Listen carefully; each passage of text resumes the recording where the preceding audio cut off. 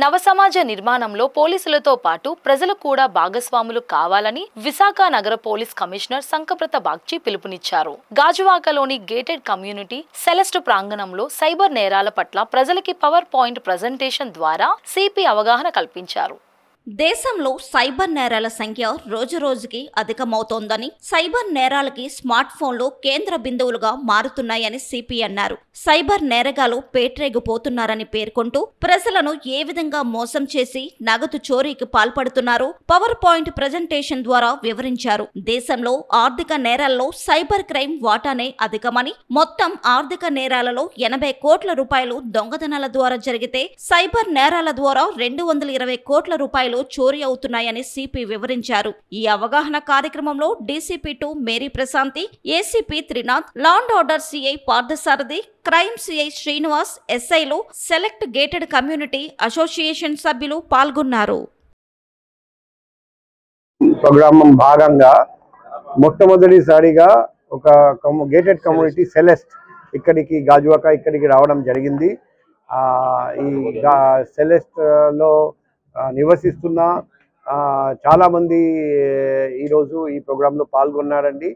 ఈరోజు సైబర్ నేరాల మీద ఒక అవగాహన కార్యక్రమం చేపట్టడం జరిగింది.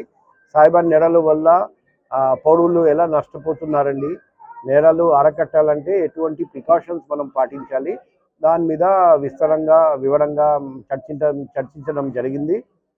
కొన్ని సూచనలు, కొన్ని సలహాలు కూడా ఇవ్వడం జరిగింది.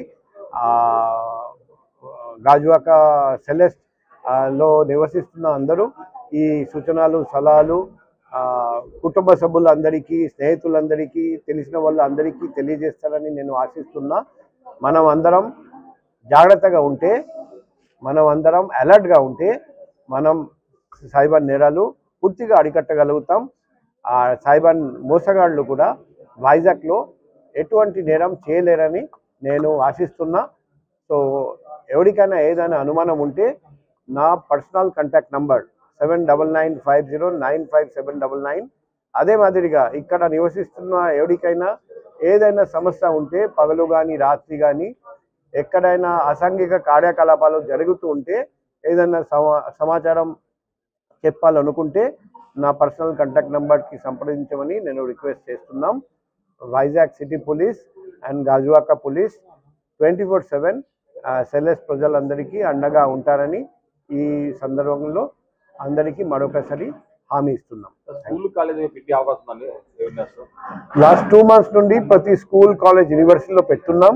ఇప్పుడు స్కూల్, కాలేజ్ సెలవు కాబట్టి ఈ టైం గేటెడ్ కమ్యూనిటీ దగ్గరికి వచ్చి మేము ఈ కార్యక్రమం చేపడుతున్నాం. మళ్ళీ నెక్స్ట్ మంత్ నుండి స్కూల్, కాలేజ్ ఓపెన్ అయిన తర్వాత మళ్ళీ ప్రతి స్కూల్, కాలేజ్ దగ్గరికి వెళ్తాం. ఇప్పుడు గ్రామాల్లో కూడా అవగాహన కార్యక్రమం మనం కొన్ని పెట్టాము.